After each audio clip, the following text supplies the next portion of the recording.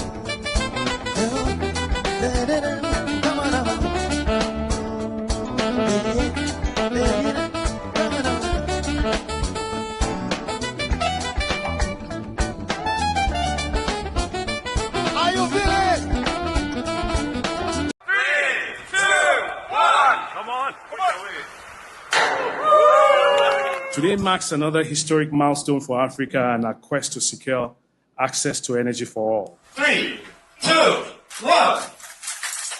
Once we deploy this facility and the 6,000 metric ton storage facility in Accra, it will increase the overall LPG storage facility in Ghana to 40,000 metric ton, and that provides a significant buffer for the future. Wow. This ship is full of surprises. Eh? Today, we commission not merely an asset at sea, but a stronger foundation for Ghana's energy future. A decisive step forward in building a resilient, secure, and modern downstream sector. I named this vessel Asharami Ghana. May God bless her and all who sail on her. This occasion represents more than the launch of a vessel. It marks a significant milestone in strengthening the infrastructure that underpins the global liquefied petroleum gas supply chain. 3, 2, 1.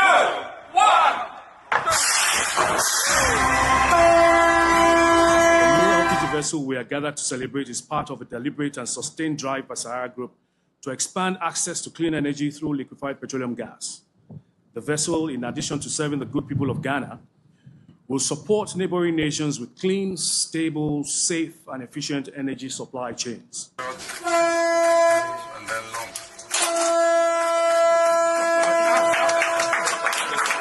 This investment aligns closely with Your Excellency's vision of building a resilient and sustainable downstream sector, one that promotes cleaner energy solutions while ensuring accessibility and security of supply for Ghanaian households and businesses.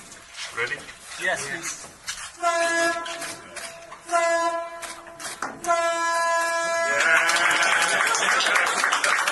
MT Asharami Ghana not only carries the flag of Ghana, but is also dedicated to supplying Ghana with liquefied petroleum gas. Together with the investment in the 6,000 metric ton storage facility, Sahara Group Limited is taking Ghana one more step towards energy security.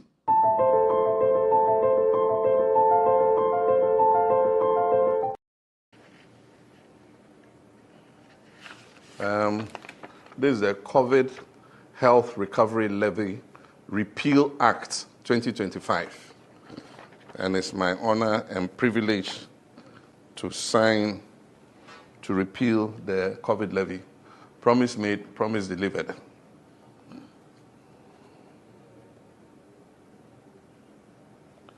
And today is the 10th of December, 2025. Sign.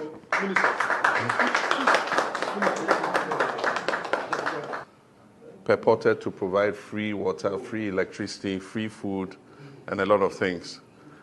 And to the shock of most Ghanaians after the pandemic was over and after the elections were over, government slapped Ghanaians with a 1% value-added tax, ostensibly to recover what it's supposed to have spent on the COVID pandemic. Ghana continued to remain one of the only countries where we're being taxed for a pandemic that had passed. And so during the election, we promised that when the NDC comes to power, the COVID levy is one of those who repeal. A lot of Ghanaians have disliked this tax, and today I'm pleased that on the 10th of December 2025, I've signed the repeal act to remove the 1% COVID levy. And I will present it to the Clerk of Parliament.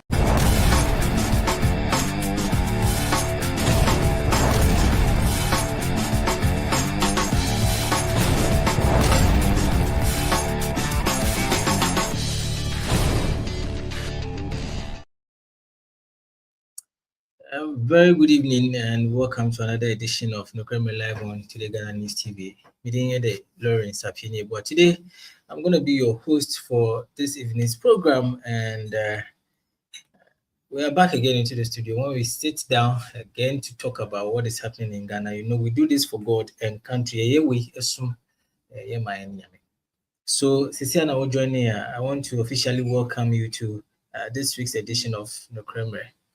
Now, today is going to be very interactive and interesting because I've got people who are coming to join me and have a fruitful discussion. Please, the ever discuss what be, and it's not about insults. When you turn in your messages, make sure say, I want it.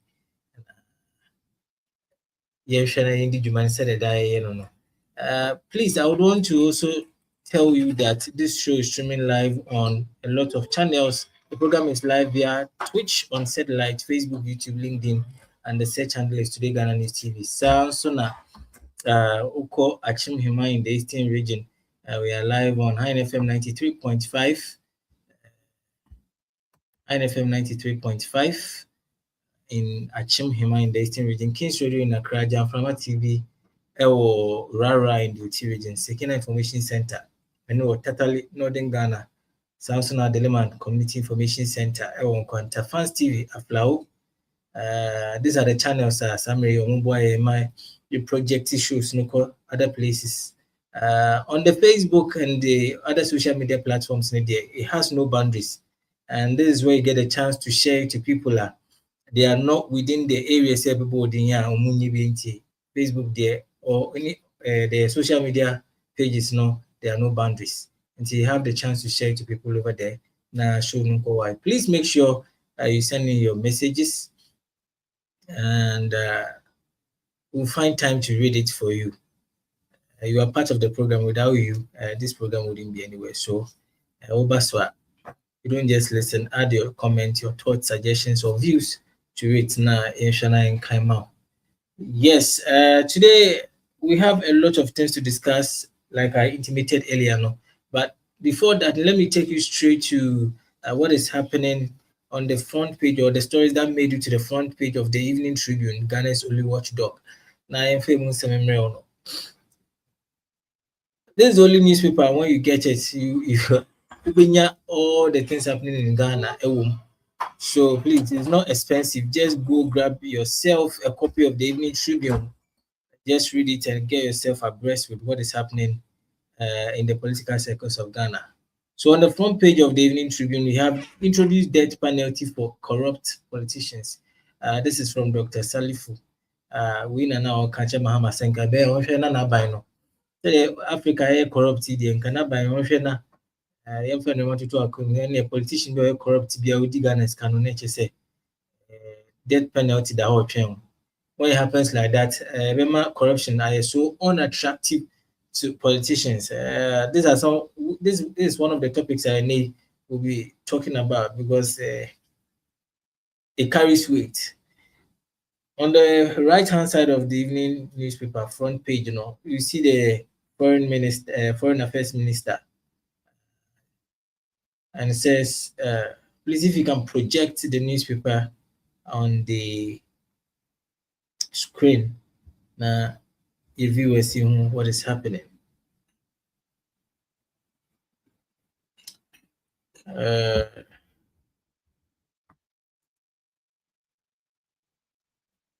the right hand side, unse foreign affairs minister ebo kama. And then so he has something to say. But so we'll be diving more into what Dr. Salifu said. And also, we'll be having some people join us for our discussion today. We're having Dr. Masood Abungo, a regular panelist from the NPP side. Sansona in Mrewe, will be joined by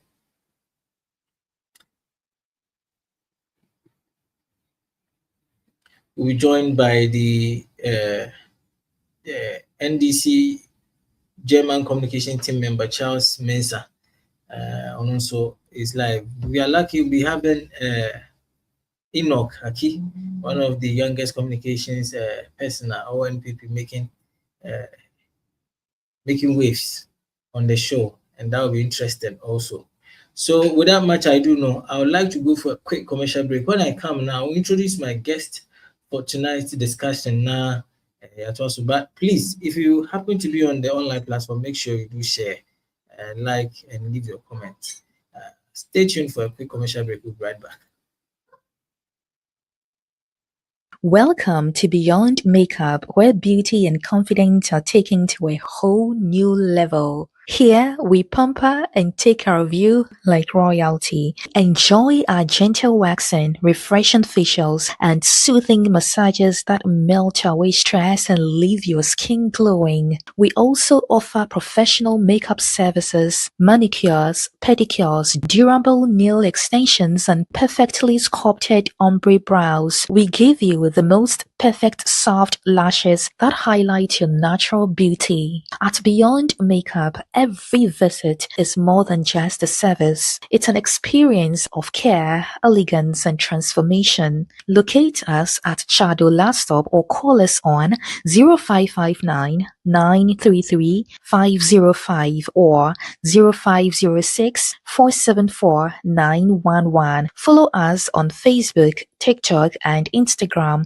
Beyond Makeup, your journey to wellness starts here.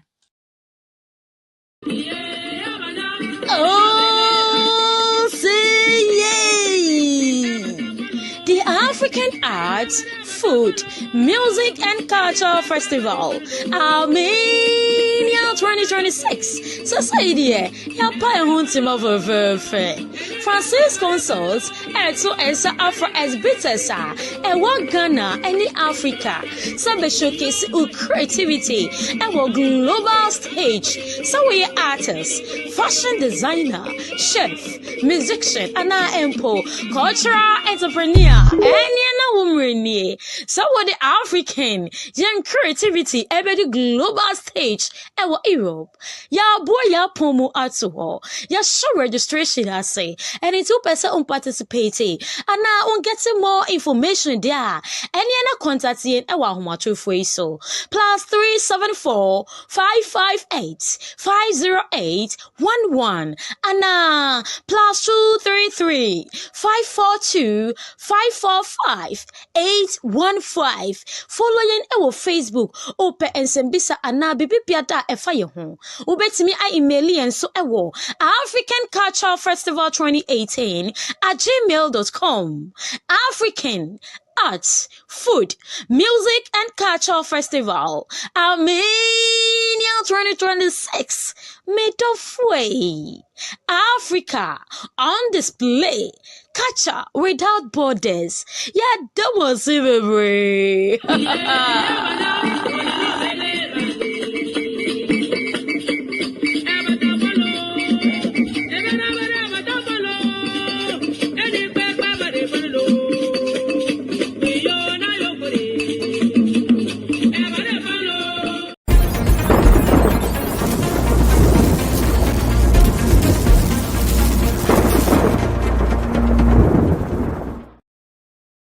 All right, welcome back from that quick commercial break. Now, let me go to Studio B and introduce my guests who are seated for tonight's show. If we can display them on the screen, producer, director. And then we have Mr. Charles Mensah. Mr. Charles Mensah is the NDC Hamburg Branch Communication Officer. Officer, good evening.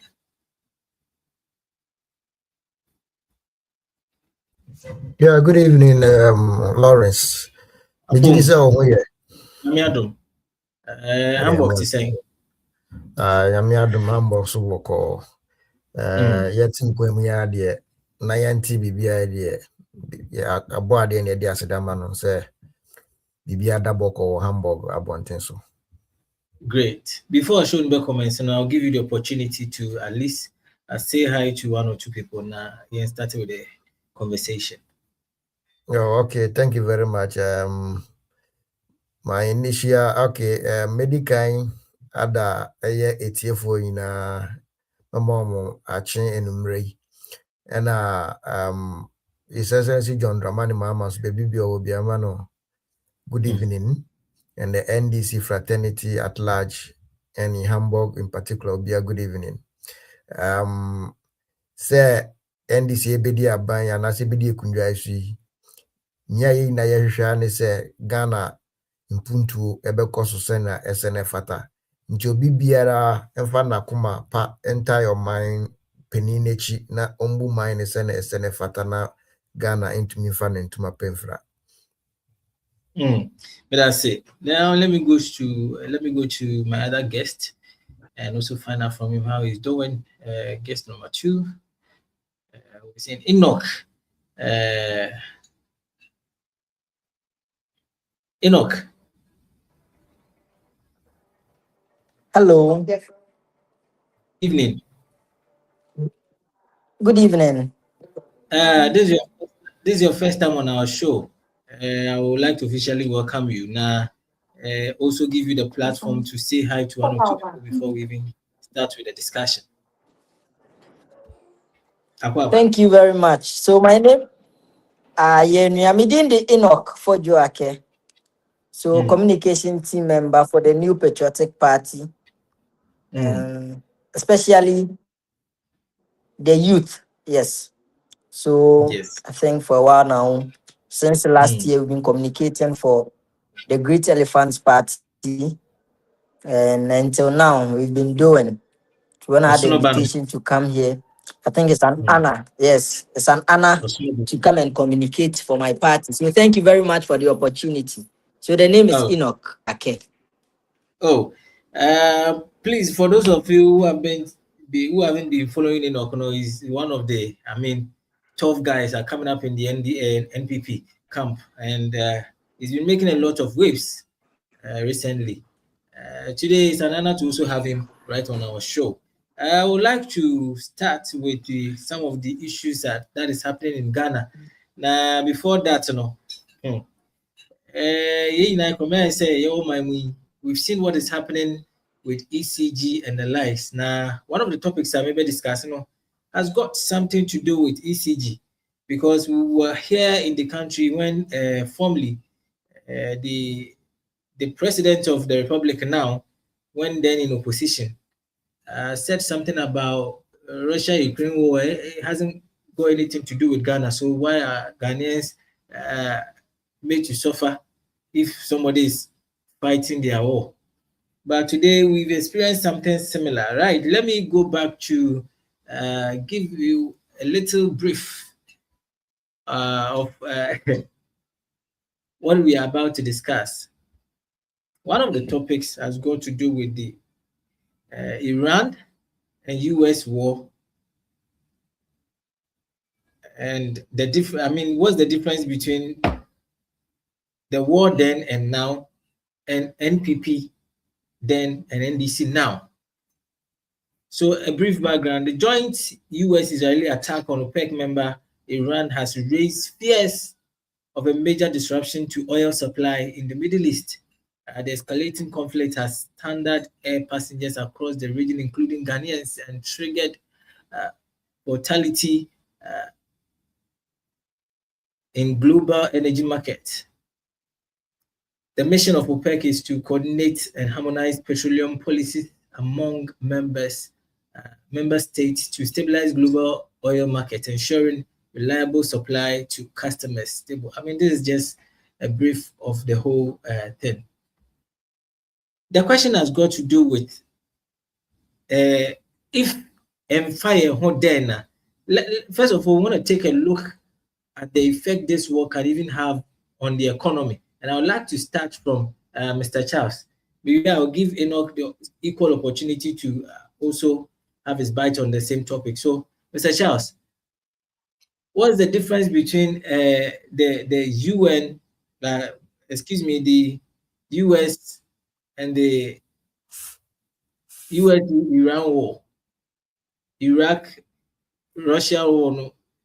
In fact, Ciciano, what's the difference? I didn't think Ciciano, you guys are turning your mouth to say something different. All right, thank you very much, Lawrence. I think I will extend warm regards to my other panel member by name Enoch. I didn't know he is on the show, and I'll also. Oh, you've been following him?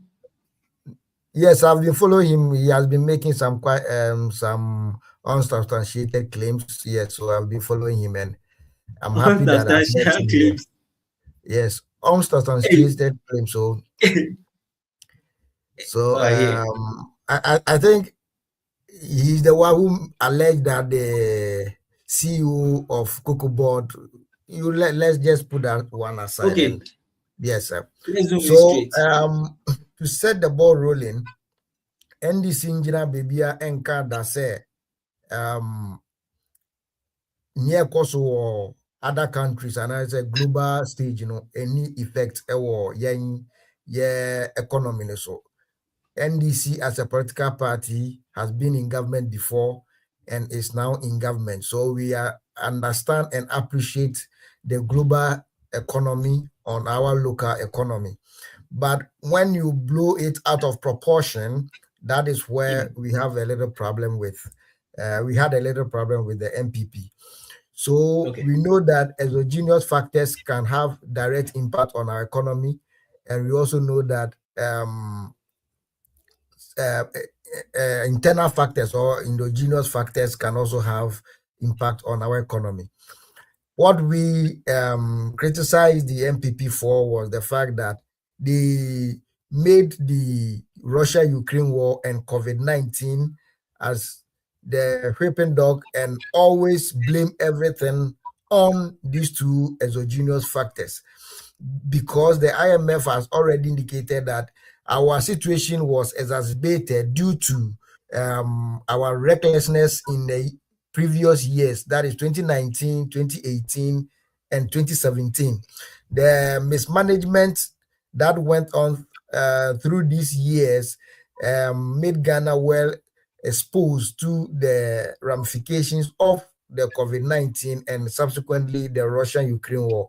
So it is as a result of that, and our NDC agent Asuka say your friend is saying the Russia-Ukraine war and the COVID-19 NPP exploited just to shy away from their irresponsibility. But in our case, the war is ongoing. I mean, the Russia-Ukraine war is ongoing, and another war, or whatever you call it, has added up. But I can tell you on authority, say, as at now that we are speaking, fuel prices have not been increased, and even if they go up, we are anticipating that the effect or the margins will not be that much as compared to what NPP led government, Ediba on Ghanaians. So we, as a political party or as a government, we know that in difficult times like this, we need to have certain cushions or certain factors to cushion the good people of Ghana. And say before good days, as a bad days, you need to build buffers. So the NDC has built buffers to support whatever negative impact this war is going to have on the country. So the CEO of MPA has disclosed that we have about 5 point something weeks stock of oil product. Release in say prices of crude oil no level bia ebema bona cost too much Ghana for the don't be release. Aside that, they have put in place certain measures to mitigate the impact of this fuel price hike. By God being so good, the prices of this crude oil has started dropping. If you have followed the trend, you realize that the prices are dropping, and we are hoping that it will drop further so that Ghanaians will not be burdened with much increment in petroleum product. So by and large, I will say that the NDC government is on course. We understand the plight of Ghanaians, and we are putting in place measures to lessen the burden that Ghanaians will go through during this period. But also, we are looking at alternatives like bringing on board Dangote refinery, and also looking at our capacity to produce refine more crude for the usage of the by the people, and also other import from Europe.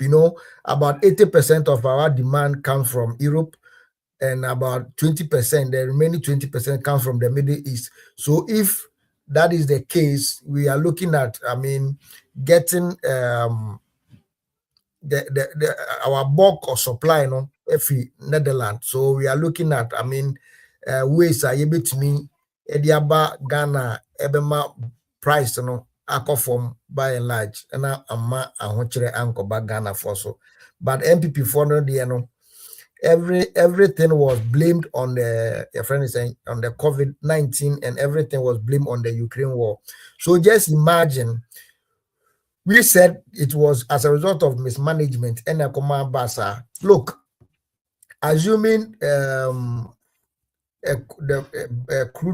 barrel of crude oil is $90 today, assuming the exchange rate to the dollar is 14 cedis or 17 cedis, as some time ago we were having it to be, multiply that 14 cedis or 14 cedis or 17 cedis by, so let's use a conservative figure, let's multiply 15 cedis by $90, and you realize that the amount will be higher than multiplying $90 by 10 Ghana cedis. You right? So the effect of it will trickle down to a low prices as compared to the NPP what they left us.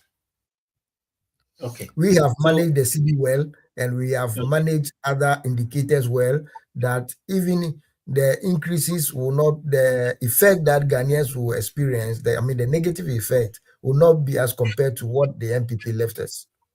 And so we admitted that there could be a negative effect economically. It is not a matter of I admit, it is a matter of truism that as an economy, any factors that the country does not have direct control over, which we call the exogenous factors, have direct implications on the local economy. But how to manage these exogenous factors to ensure that the impact is not so severe on the citizen, that is what we are talking about. So, for instance, the NPP managed the local currency abysmally, and any exogenous factors that have direct correlation with the dollar to the cedi will exacerbate the situation. But if you compare just the currency management of the NDC to that of the NPP, you realize that right from the word go, our impact will not be as much as that of the NPP. That is what I'm talking about. Okay. Mami, moving on to Enoch, so Nami man was equal opportunity to also take his bite on that. But before then, I would like to also entreat all of you who are online that when you come online, this is only opportunity for you to share. Now, but I want to remind you, we are streaming live on some other platforms. High FM 93.5 in Achim Hemai, the Lehman Community Information Center, Rara, Fans TV in Volta region, and some other channels. Enoch, you have the platform now.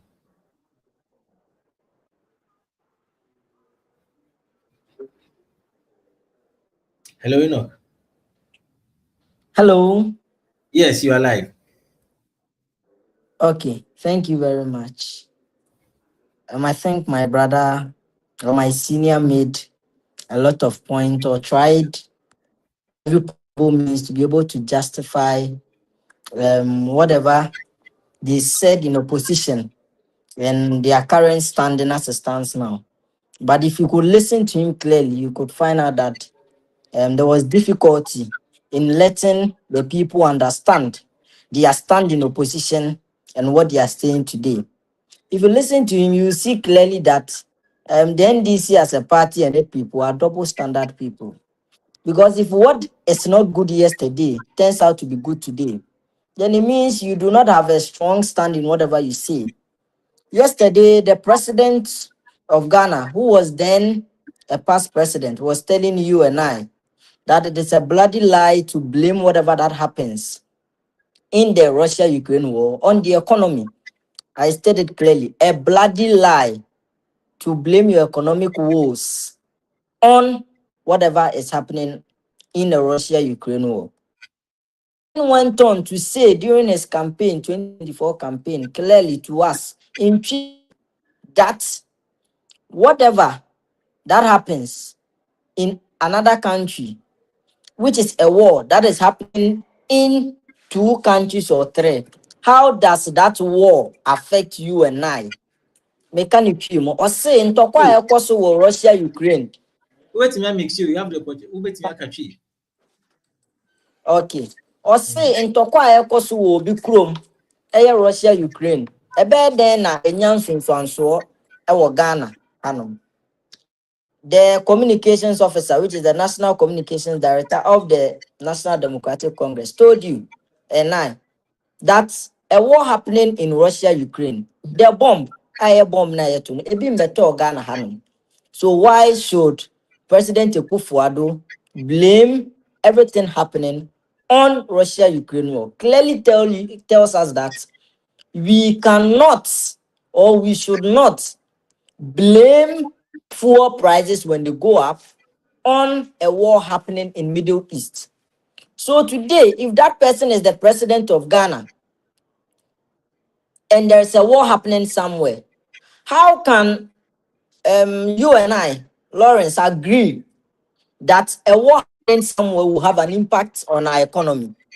I am not sure any lame person or any person that have blood flowing through the person will agree that a war happening somewhere will have impact on that. If yesterday you told us that it won't have impact. So what we are telling the NDC is very simple, and the mass is even simple. If 8,000 kilometers, which is Ukraine, 8,000 kilometers away from Ghana, then this is telling you or told you that could not have impact on our economy, how will 9,000 kilometers, which is Iran, have an impact on your economy? 8,000 and 9,000. If 8,000 could not have impact, how will 9,000 have impact? So if tomorrow you and I wake up in Ghana and fuel hit 17 cities, it is as a result of the incompetence of the government of the day, clearly said by the president and his entourage. If tomorrow we wake up and the cedi to dollar, the dollar is hitting 14 cities, 15 cities, then it means that we can blame the government of the day for his incompetence without even coming in to mention Russia-Ukraine war. Because clearly, the government of the day made it clear in opposition to you and I that there is no way a war happening somewhere will have an impact on our economy. So when I see my brothers wanting to justify their stand in what they said in opposition, I do not understand. Because clearly what they said in opposition is what is happening today. And the whole thing is looking like a karma, that God wanting to just show them something, because you had an opportunity in opposition where President Akufo-Addo and his people were preaching to the Ghanaian people that bear with us. There is a global crisis, one which is COVID-19 and the other which is the Russia-Ukraine war. That is the reason why we are having some challenges in our economy. One has to do with our finances. Because if you could clearly remember, when COVID came in President Akufo-Addo's one of his addresses, he told the Ghanaian people that we can let the economy go in shambles, but for lives, we cannot afford to lose them. When the people die and COVID goes away, we cannot go back and resurrect them.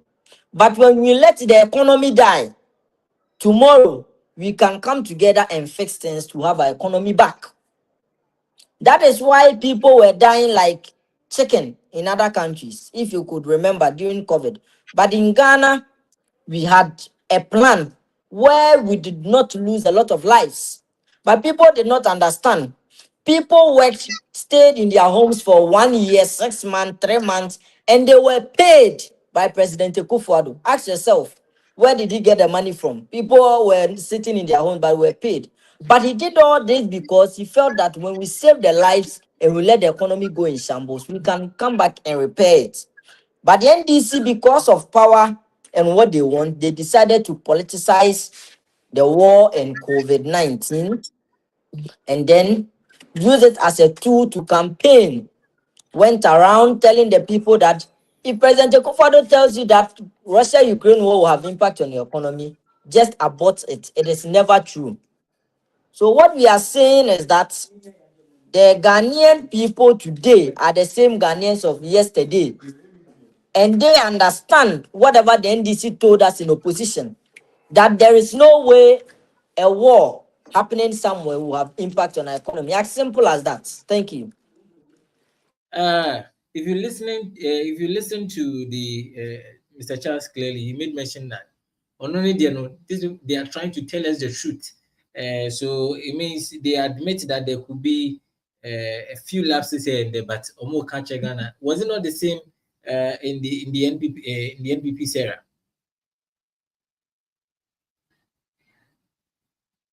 Okay, so Mr. Charles, I think Enoch has made his point. Now, I don't know if there are things that you also like to rebut before we move on to the next topic.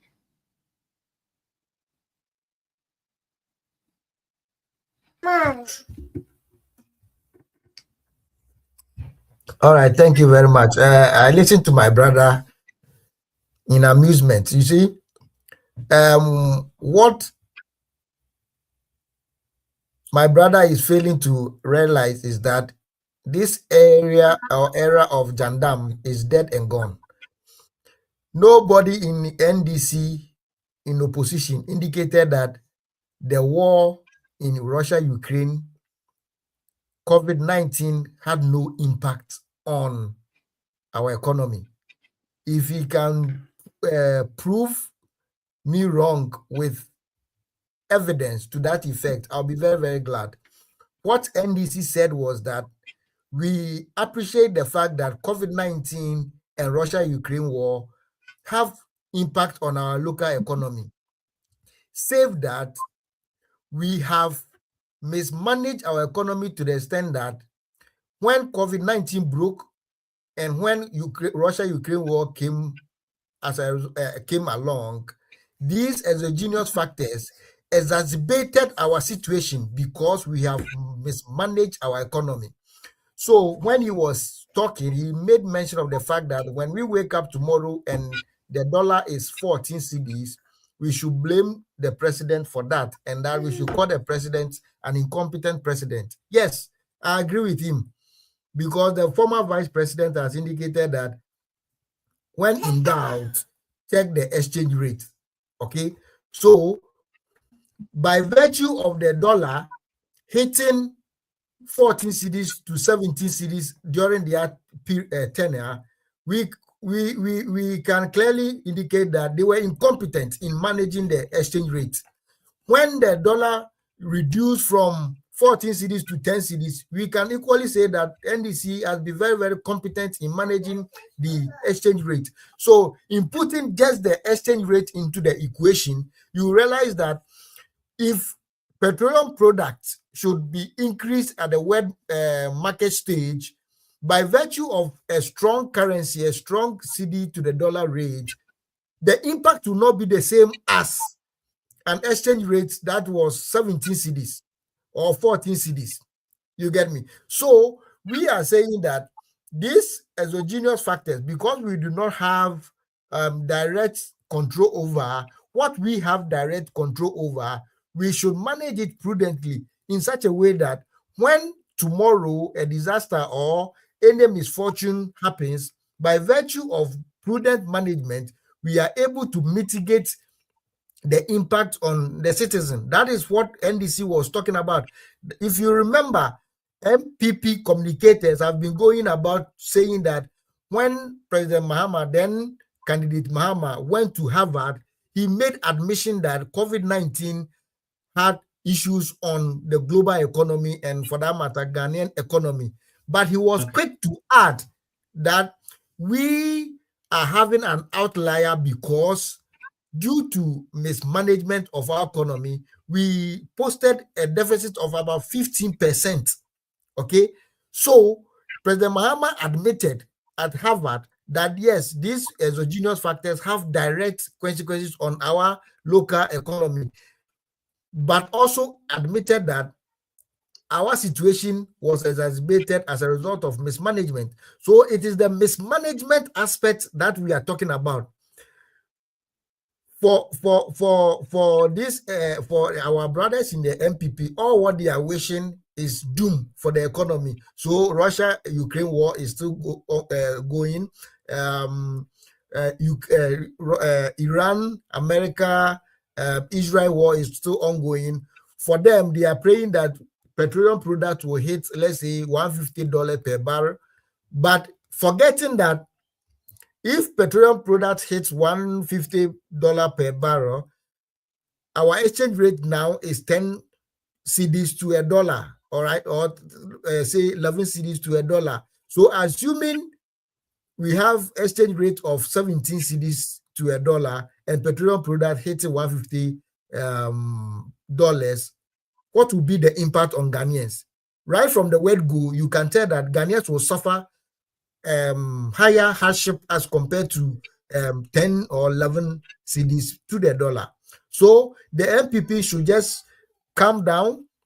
We have competent hands at the helm of affairs who are managing the economy, and now petrol is selling at 10 cedis at some pumps and 9 cedis at some pumps. we should just pray that the war will subside and things will get better, because if you want to play politics with everything, at the end of the day, you are going to buy the fuel, okay? And when you are buying the fuel, the vendor or the seller will not ask you of your political calculation before they sell the product to you, all right? So what I am saying is that NDC chastised NPP for mismanaging the economy from 2017, 2018 to 2019. So when COVID came, they shifted everything to COVID, that COVID is the cause of everything, forgetting that IMF has indicated that we were fiscally exposed in the previous years before COVID struck the nation. All right, so since I want let me also take you there. You made mention of oil and petroleum products, and you know, said these are some of the products that we also use to manage our ECG. Currently, there's been a cry, and the Ghanaians have been crying a lot about the increment or the tariffs. So, Osha, ECG na say auto will cramp na and China edum, and yes, it's been loud on the street, baby. So with that, you also made mention of the economic impact. How are you trying to solve this? Because some of the countries now mentioned some of the countries that we mostly have our supplies from, and they are those who are in this war. So yes, how are you? What are the strategies? Yes, with respect to some of these issues are being solved. Yeah, with respect to the ECG problem that is currently persisting, two legs. Okay, I can say it has nothing to do with the current war situation in Iran, and it has to do with 40 meters. I learned some of the meters na 40 to the stage that would the credit in Busukrana take credit. So the ECG is on a program of, replacing some of the meters and ensuring that the right meters are installed for the good people of Ghana. And two, with the price increments, as part of the conditions now, NPP signing on to IMF deal, that is the ECF facility, it was captured in that agreement, say electricity tariffs should be reviewed, quarterly. So every 3 months, or say you review tariffs to reflect the true price that we are supposed to pay. Okay, inti say omoton the friend say the VRA produce power that's a cost of $5 or say I'm passing on the $5 to the consumer, and he say a buying ebe subsidize it for the friend is saying the cost of the product. So right now they are doing tariff reflective. The consumer should pay the true and right tariff that they are supposed to pay. And nothing prices cost rosano. But government knows this tariff increment, direct impact on the livelihoods and disposable income of the good people of Ghana. That is why government is doing everything possible to ensure that inflation goes down, exchange rate is managed, all the indicators every money well managed, so that at the end of the day, the net effect of this increment will not be that severe on the good people of Ghana. And then when it comes to the purchasing power, by virtue of inflation being at 3.3%, our disposable income, so if you are netting that against the increment in the energy usage now, you realize the impact will not be that severe as compared to a time in Kayewo inflation of 23%. And when we talk of inflation, we are talking about the rate at which things, goods and services are being increased. Assuming say, and now kota there or China, and now kota there 5 cities or China will now across 6 cities are. Mbama will purchasing power no akofom, and for that matter, to me, is enough money on you to cater for certain other pressing needs. It is a toll electricity more such a situation where Bema will how no I can but see no it's answer inflation above from ninety. To electricity mu krana wo purchasing power no ahode wom and I say ahode a wo betumi de ato na bi wo ho nti impact no enye din sa. But I mean, what do you really mean? Because even though we've seen, say, but sometimes when you go to the market, the prices are still the same over there. And, yes, I'm not saying you see. We've appreciated that still cry if the Ghanaians are still bleeding with the tariffs. Then are we making any headways? Yeah, no, I'm talking about impact. You see, you need to appreciate that the impact on Ghanaians is what the government is seeking to bring down. All right, it is purchasing power. When we talk of purchasing power, we are just talking about your ability to pay. Okay, if you have the ability to pay for a good or a service, as compared to a situation whereby you do not have the ability to pay for that good and good or the service, you realize that all right. But in this case, but when you make mention of if I don't think Ghanaians will be shouting and crying. So in the let's just oppose this to the past, whereby now inflation a year 23%. You rightly admitted say you're taking your muscle, all right. Meaning now a buobi first, and I say yati swaba a buobi. Okay, so assuming say electricity air costro and as a good and service na ye can 17 so ejina sa a bona work first na ejina. You see say na ahochira ebeba nipa no so sa time no ano be as compared to ende is say wawa jatum say yatiti nyoma bi so ndieva, for example yate rice so by let's say 5 cedis. Okay, so 5 cedis na yate fi rice no so no ababe can disposable income in this woko electricity na say yato electricity no mu ebia 3 cedis kura na by virtue of rice yate so 5 cedis no na electricity ya 3 cedis no, you have a net windfall of 2 cedis. Is that not the case? Yeah. If that is the case, you agree with me, say the impact and as a muchire no anka beba nipa no so say mono 5 cedis ne ka ho a eswat nti nipa de I mean we know laxity kakra to spend on other areas. That is what I'm talking about in terms of the impact by virtue of managing inflation at the barest minimum, managing the currency.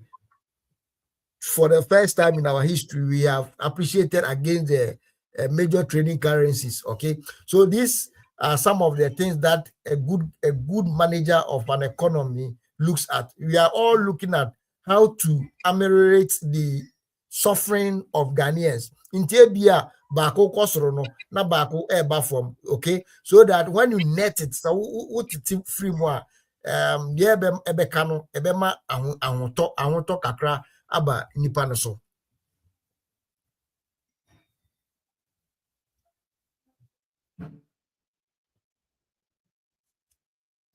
I mean, Wakasa, he's been talking since this outcry of Ghanaians with regards to ECG. Let me move straight to Enoch and also get his bite on this particular one, linking the economic impact of the U.S. Iran war, then the impact it has on ECG, how Ghanaians are crying on the street and all that. Enoch, I think you heard Mr. Charles make his point, and I don't know how to. Maybe you have something to say to that.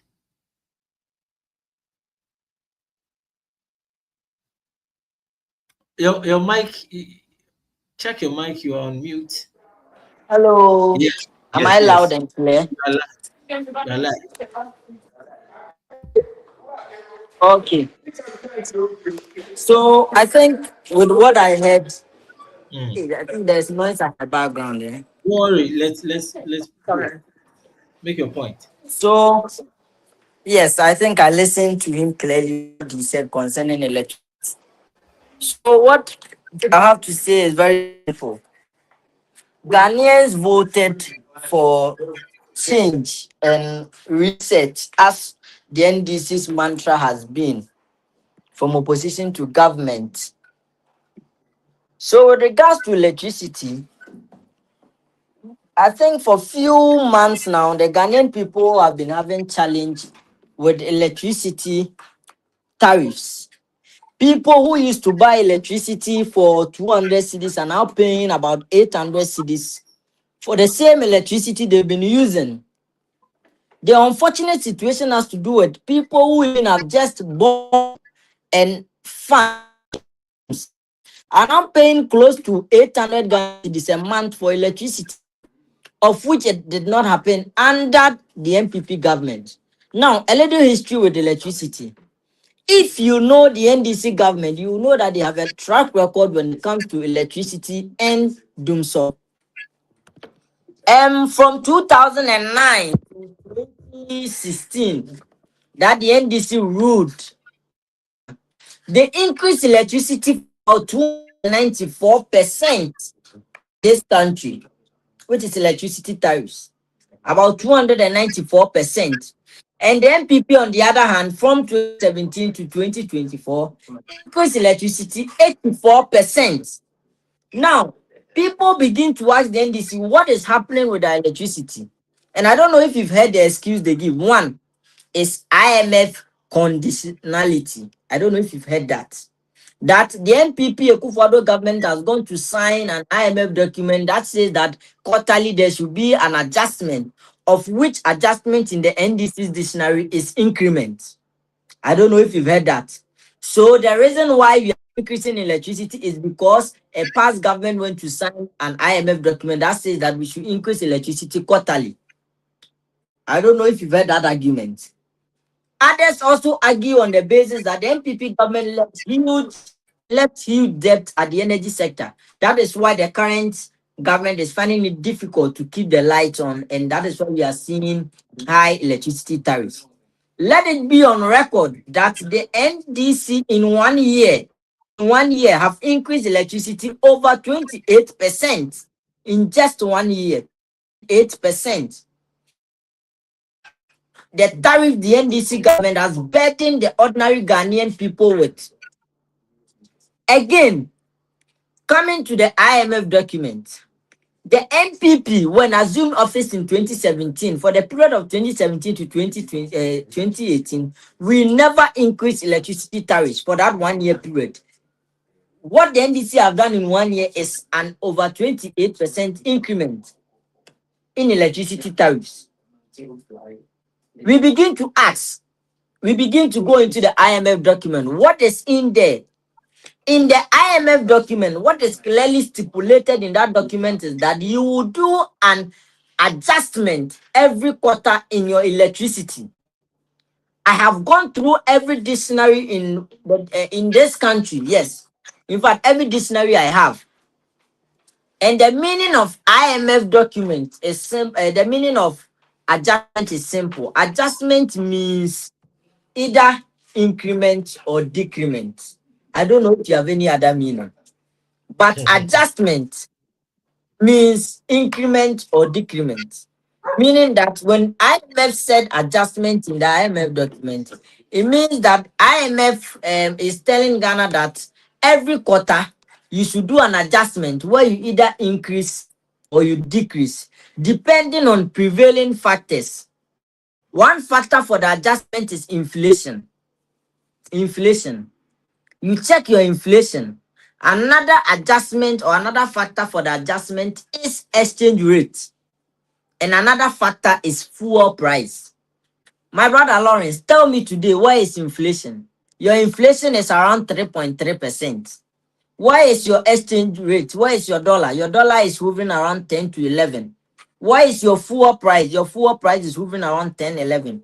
So what is the basis for the increment when the three factors that cause adjustment, which is the increment or decrement, inflation, your dollar, and your fuel prices? And both the three of them is giving you positive results. Why is your electricity to the people? It clearly tells you that the NDC government has not been truthful with the Ghanaian people, and that they are only hiding under the guise of how do you call it, IMF, and they are increasing electricity tariffs. But in practicality, when you compare the price people were paying in 2024 and today, it is even far more than the 28% they are quoting. Because today, the one who used to pay electricity, used to buy 200 cedis a week, is now buying 800 cedis. The one who used to buy 800 cedis a month is now paying 1,600 Ghana cedis. And then they want to hide under the guise of IMF document, IMF document. Now, let's come to the debt factor they've been talking about. The NDC, when exiting office in Mahama Government 1, 2016, we saw clearly that under Mahama Government 1, when exiting office, left a debt of over 2 billion at the energy sector, where President Akufo-Addo and his government had to sit down and analyze on how they can keep the electricity on for 8 years without complaining. Today, we have people in government that any least opportunity they get, they want to complain to the Ghanaian people. Let's blame President Akufo-Addo. Let's blame the SWA government. But you see, governance is beyond complaint. When you come in government, you inherit assets and liabilities. The NDC government, when they inherit assets, they are happy. But when they inherit liabilities, they have a problem with it. But you see, it's been 2 years now since they were sworn in government. And I think we have to tell them that they have to stop complaining and get to work. Today, people living in Ghana are facing serious challenge with electricity. On top of the electricity tariff that they've burdened the Ghanaian people with, do you know what is happening? There is doomsaw again. What happened in Mahama Government 1, which is doomsaw on top of electricity tariffs, is happening today. 31 days in a month, people will sleep in doomsaw for 10 days, 20 days, and at the end, they are supposed to pay higher electricity tariffs. That is the sad aspect. So my brother in Hamburg, I will urge you to join hands with me so that we can tell the government of the day that they should not burden the Ghanaian people, because these are the same people who promised Ghanaian that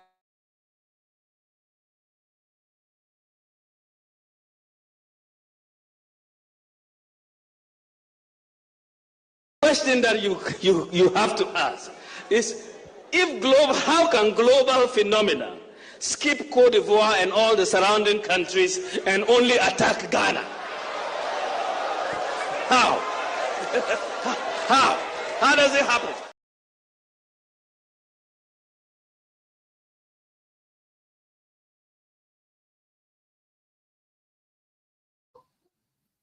This is your number one political talk show, the Kremlin.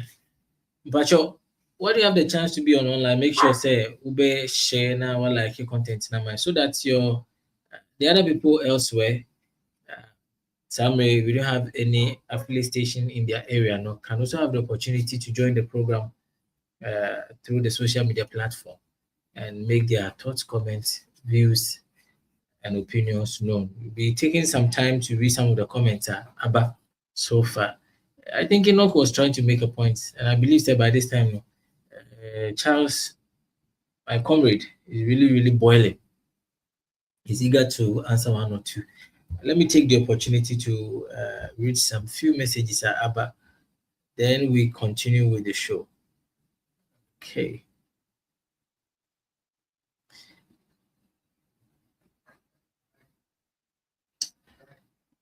So this one says, Remoye says, watching from Watching from Manchania, why didn't the NPP reduce the electricity bills?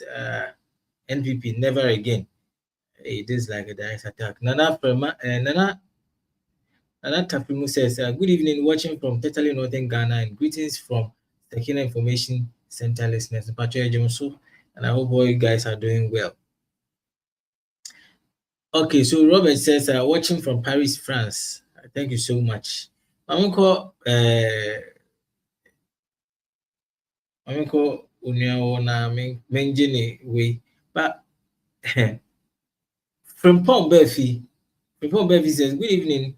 Corruption is a canker. We need to tackle very well. I support the death penalty. Corruption. I think the death penalty, corrupt politicians. I don't know. And they said I think it's a typo. Watching from Akuse. Thank you. From Pom Befi. Now to our next topic, let me take you straight to my next topic, and it has got to do with the introduction of death penalty for corrupt politicians. I would like to read a few things, the understanding well. So, and we had Dr. Salifu on one of our shows, and now about the introduction of death penalty. So let me give you a brief background. The head of research for the NDC Forum US branch, Dr. Justice Salifu, has called on President John Dramani Mahama to consider introducing the death penalty for offenders of political corruption, arguing that strong punitive measures are necessary to curb the growing menace to graft in public office. I beg your pardon. Speaking in an exclusive interview on My View, My View show, one of the shows is being aired on TodayGhanaNews TV. Dr. Salifu, a renowned educationist, stated that the success of President Mahama's research agenda will depend largely on the ability of justice system decisively punish corruption-related offense.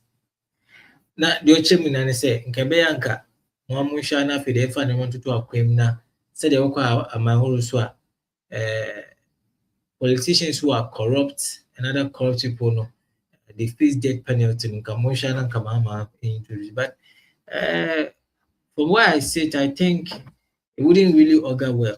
But sometimes my opinions wouldn't really matter. So that's why I have panelists here to help me discuss this into details. Mr. Charles, yes. This is what Dr. Justice Salifu is saying. But before you even jump on this topic, I don't know if you have a little rebuttal to what Enoch said before you even come on this one. Yes, thank you very much. Enoch Kasanmitieno, I wouldn't waste my time on that. The only thing I will say is okay report, all Kasana say the IMF report indicates a quarterly adjustment, and he rightly indicated adjustment means either going up or coming down due to the prevailing factors. Okay, into the prevailing factors, the better say Nkosro and answer Nkosro. But he failed to add that in that document they said quarterly adjustment to be of electricity tariff should be reflective. The ref is a reflective no. As a chair say costa nipano air to amount no nipano okoto sade no should also pay that same cost.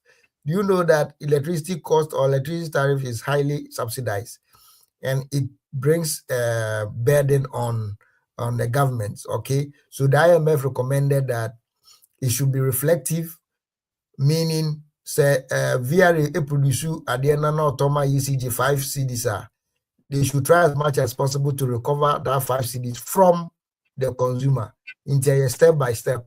So who abino ehuni say is here the economic climate is being favorable.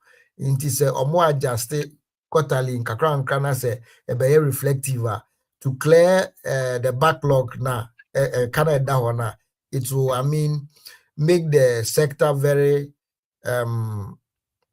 liquid the necessary investment now very efficient, because I know said the ECG, the energy now VRA produce, about almost 40% of it technical losses. That means so we produce 100 cedis worth of electricity before we do consumer or now almost 40 cedis.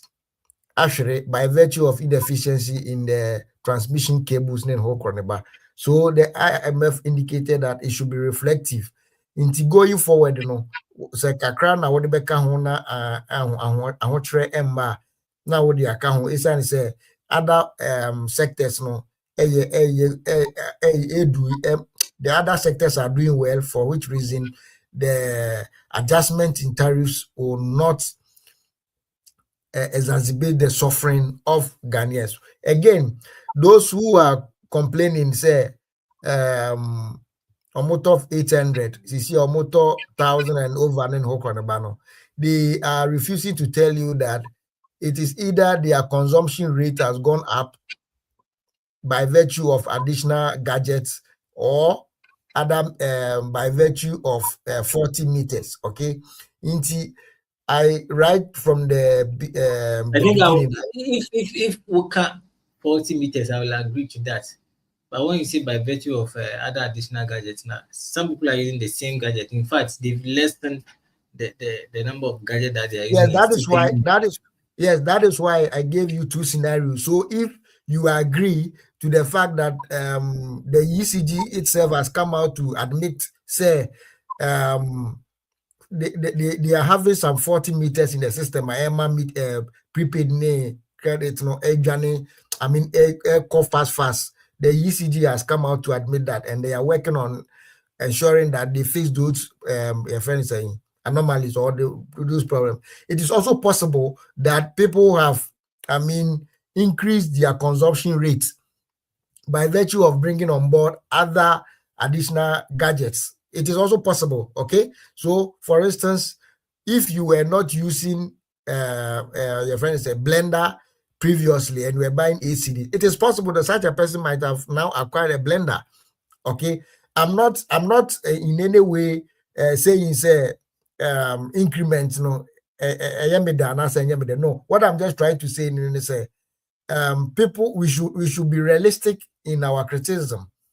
It is possible that people may have increased their consumption rate, and it is also possible that some of these people are victims of this 40 meters. So in conclusion, I admit something should be done with the 40 meters, and also admit that people might have increased their consumption rate. Going forward, some you said death penalty. Death penalty, to me, I don't subscribe to death penalty in general, but with death penalty to be meted out to corrupt officials, I strongly have a contrary view, because I know corruption is not good. Corruption is the bane of our own development, and for that matter, anything go against your developmental agenda, I am against it. But to introduce death penalty in corruption matters, that is where I think it is so excessive. Why is it excessive? Because even in murder cases, we are trying as much as possible to do away with death penalties. Now, if you want to fight corruption, I think we should make the burden of proof be on the accused person. In that instance, the appetite to engage in corruption will be very, very minimal, because if they find any money on you, which money does not commiserate with the work that you do, I think it is the burden should be on you to prove otherwise. Unlike what is happening now. What is happening now is that it is the state that has to prove your guilt in corruption matters. So in a situation whereby the accused person during the period in which he had the opportunity to engage in corrupt practices was able to, hide all tracing materials, it becomes very, very difficult for the state to prove the guilt of such a person. So if the burden is shifted from the accused person to that, is shifted from the state to that of the accused person, then it becomes very, very unattractive to engage in corrupt activity. So, for example, you are seen driving a car that costs more than what you are expected to earn legally and legitimately. The onus then becomes, the onus then lies on you to prove where you got the money from. If you are not able to prove where you got the money from, automatically the state can state unequivocally that the property was acquired through corrupt means and the property could be confiscated. So I think in fighting corruption at this stage, we should shift the burden of proof from the state to the accused person. And it is going to be an effective way of fighting corruption. I hope you are familiar with Cecilia Dapa's case. Yes, and some other cases. She is. Being alleged of money laundering, and in money laundering cases, the burden of proof lies on the accused person, and you and I can attest to the fact that ever since this matter broke up, she has not been able to prove the source of those funds, and the state is in the process of confiscating those assets because she has failed to, prove the source of that funds. It's shocking. So if we can extend that burden of proof to other corrupt cases or in our enterprise to fight corruption, I think it will help. I'm just giving you a typical example of where there are more examples. Come again. There are more examples that I can give. I say, oh yes, but I'm giving you what is at hand.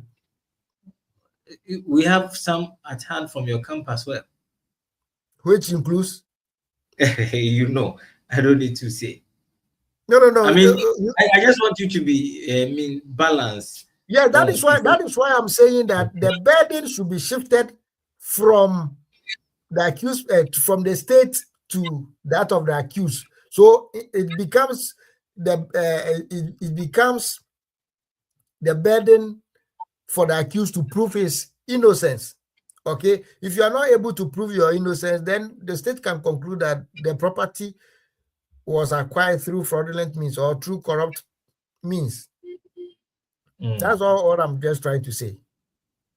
So whoever it got, I'm not in support of whether NDC or whether NPP. Whoever is found to have engaged in corrupt activity, the burden should move from the state to that of the accused person. But let's look at the countries that engage themselves in this death penalty.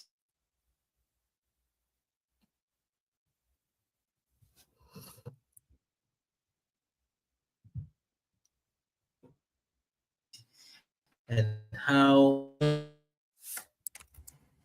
himself support this under his tenure, but can it change the narrative? Can make me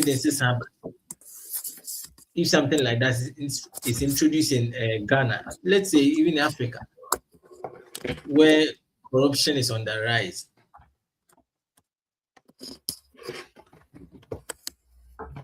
The death penalty. Yes. That you see, the death penalty, I don't think is the panacea to the problem of corruption being on the rise. Why? Because if you take Kenoforiata, for example, as at now, he has not returned to the country to face trial of the allegations that the states, the OSP has leveled against him. Okay. But now the regime that we have is that the state has to prove the guilt of the accused person. But if it is the other way round, you will realize that the onus then lies on Ken to prove his innocence.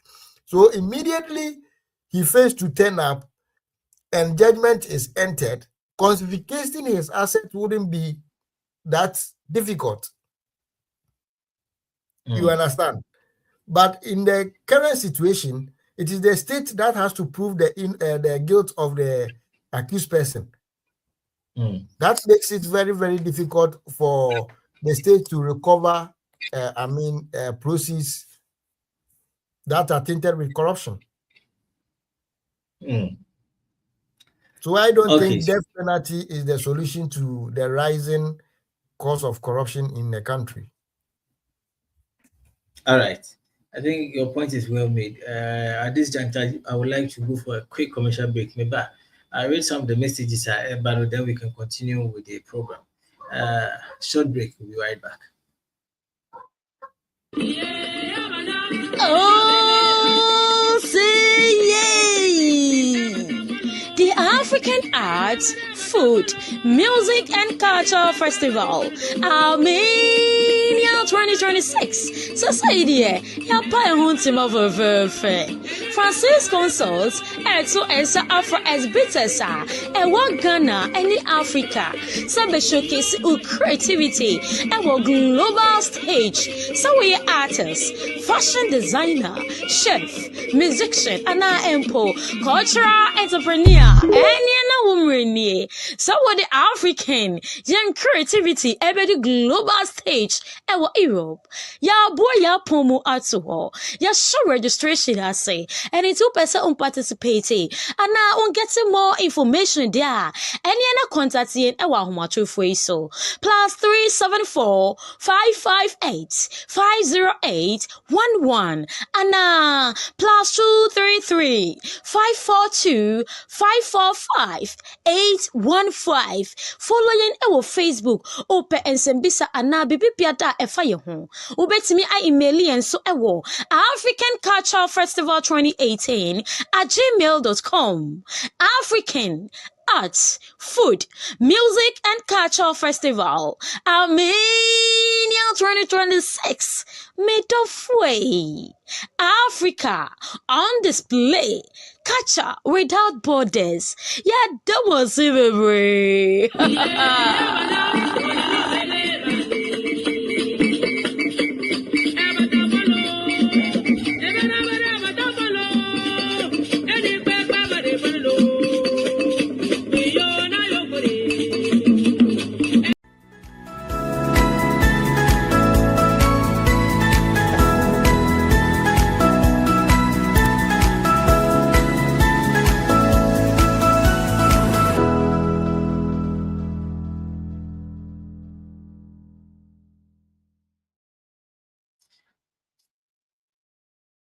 Okay, so welcome back from the quick commercial break.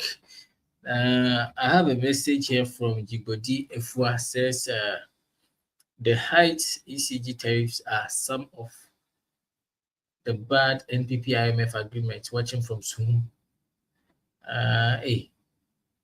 Okay, so the NDC Diaspora Union says greetings, Comrade Charles Mensa watching from Amsterdam, Holland. Nothing about the NPP Nothing about the NPP attracts us or is attractive to us. Okay. Edio. Mavis Watson says, watching with the family from Lisbon, Portugal. If the NPP were to be in power, like they will charge us Iran-Israel war tax. Hard. This is so hard. Jamfama TV says, watching from Rara in the UT region, thank you for the collaboration. Kukuyevu says the NDC has managed the country well. Even in global economic crisis, the economy is still doing well. No new tax has been imposed on us. Watching from Suhum in the Eastern region. Sikapa family says the NPP guy doesn't know what he's talking about. How on earth can any reasonable person compare NDC to a very corrupt, evil NPP? Watching from Jumapo. Unfortunately, no Enoch will not drop. I'm sure you go anchor. You'll be the best person to address it. But Lady Mao says, Enoch, even those who mismanaged the economy and did the NPP are even ashamed to come out and talk because they know how evil-minded they were. Watching from Twitch, from St. Petersburg. I'm sure it's in Germany. All right. For your message pops up again. The high ECG tariffs are some of the bad, as a result of some of the bad IMF agreement. Watching from Suhum in the Eastern region. These are some of the messages about. Okay. So we are still here now, and then it's likely for us to close before our time. Now, Nyami Abib says former President Kufuor even said corruption started from the days of Adam. NPP corruption is in their DNA. Watching from Nkwanta in the Uti region. Hey, I'm out for cancer. Ojo Williams says, please, we are tired about. Hey, Ojo, I think.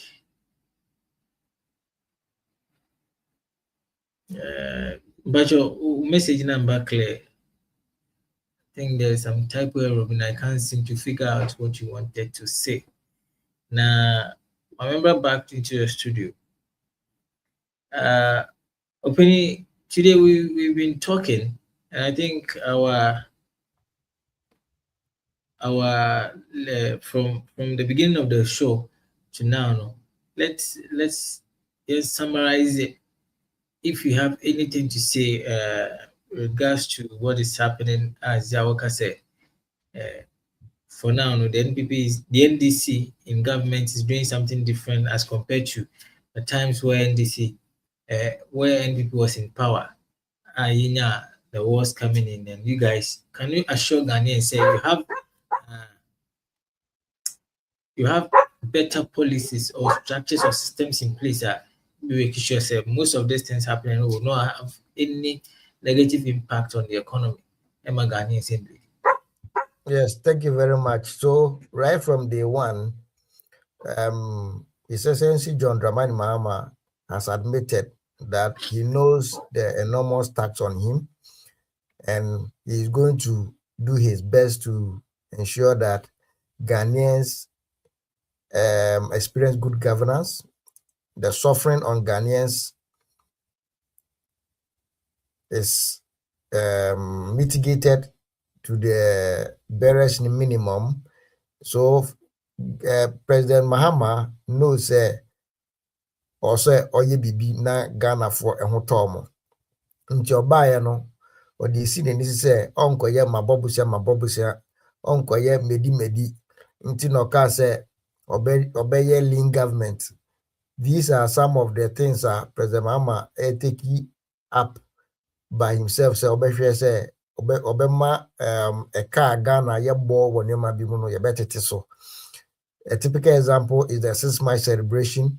Previously, the state used to spend about 17 to 20 million Ghana cedis, but the recent one, I learned it was the government spent about 1.5 million Ghana cedis for the celebration. So, in your way, and President Mahama, Emma expenses are mining, cost bebrias, you could just kakobobusia. He said, Unimpefe say, economy be anywhere within 4 years, exogenous factor be and say endogenous factor be encohetino. So he's being prudent in managing the economy. He's being prudent in managing the country at large, so that the BBC the bit me aswano iyema ahochre no enkoye de ano nkoye den wo sene experience ya declare bankruptcy in the year 2023.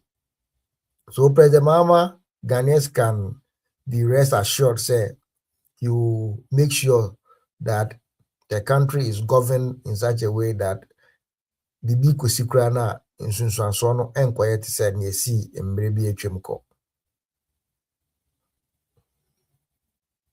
Nya Ghana for betimi aya ne say omode mpaibo ebetai amain penino echi na dia oye bia no ewie peye. Because obia ndan so da say Russia Ukraine war bi ebaye. Obia so da say Iran Israel US war bi ebeba nso aba. Nti at the end of the day no dem enhyehyɛ ana say ahotoso be na waye ato ho say bibisa kwesi a wo de bebo ho ban.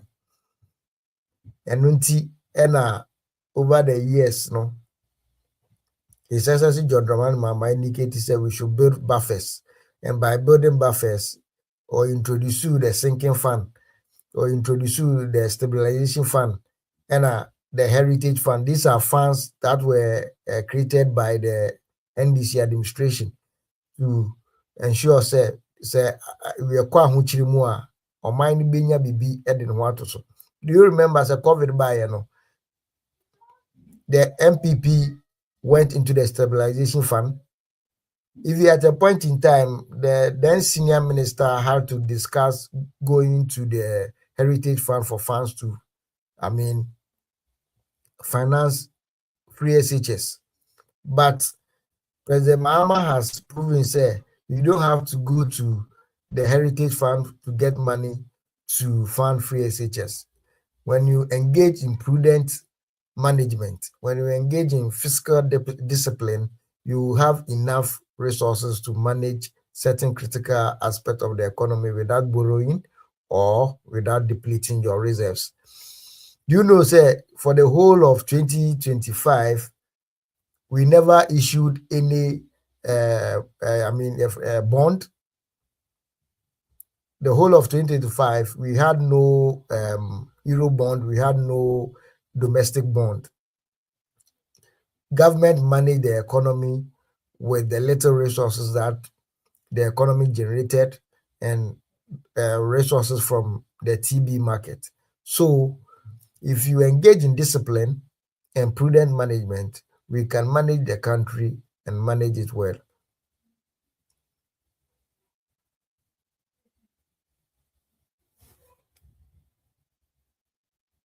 Thank you so much for your time tonight. I think I like your last comment. If you engage in discipline, if you can repeat that again, you can manage. Yes, if you engage in discipline, fiscal discipline, just like what the finance minister and the entire management of the economy team is doing, you surely, achieve positive results. And that is what we are seeing. Almost all the macroeconomic indicators are in the right directions, and we hope that we will improve upon them and ensure or have better outcomes for Ghanaians to enjoy at the end of the day. Thank you so much. Because economic hardships do not know political affiliations. If Kenke is sold at 10 cedis and you go to the market to buy one, they will not ask you of your party card. Okay. And if Kenke is sold at 5 cedis and you go to the market to buy one, they will not ask you of your party card. So which one do you prefer to? You prefer the lesser one, right? And the lesser one can come about only if the leaders of the economy are prudent, the leaders of the economy are disciplined in whatever policies that they engage in. We all enjoy the benefits of the labor of these people. Mr. Charles, thank you so much for your time this evening. You're welcome. I also take this opportunity to thank everyone who sent us their message when they had time to watch and follow the conversation. This has been currently live on TodayGhanaNews TV. I want to say a big thank you to our director producer, Mr. Sid Adi, who is always behind the machines at Ocean Viacoso. And it's been an interesting evening with all of you. next week, Thursday, we'll be coming your way with another interesting segment right here. My name has been Lawrence Apini, your host. See you on Thursday next week. Bye. In a survey conducted by professional service firm PwC in July 2025, believe the country's macroeconomic performance in the first half of the year has met or exceeded expectations. 95% of Ghanaians believe that our macroeconomic performance, our macroeconomic performance has met or exceeded expectations. Indeed, even members of the NPP cannot deny the fact that the indicators are looking very, very good. So far, so excellent. Mr. Speaker, we in the NDC are governing well. The president of Imani, Franklin Kujo, on July 5th, 2020,